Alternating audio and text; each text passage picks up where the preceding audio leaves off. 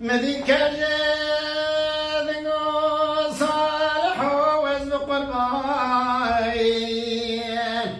برفق باري أجياء ابن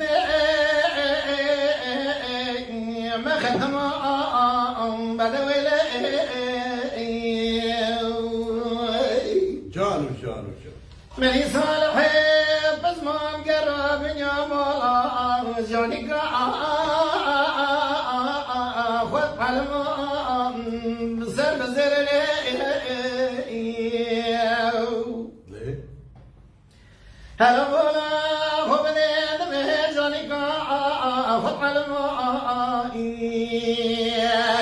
أذبنا خذ مشام وبيت مولا خذ صالحي بس ما من دي سميلي سوى سني الزغرمو ولا سبت أمر من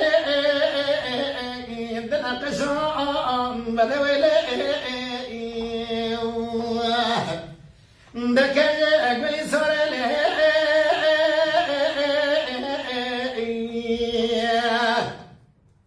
رمشو عشير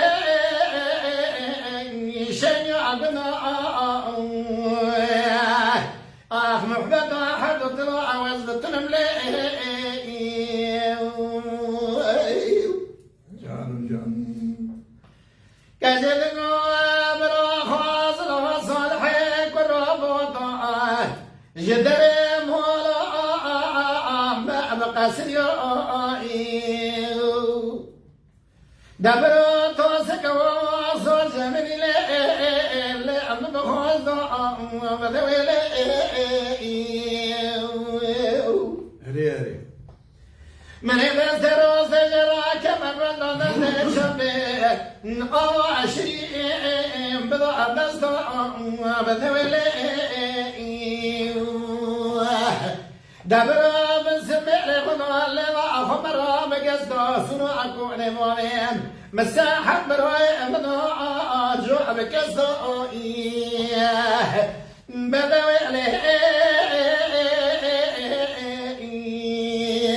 شنو عبدا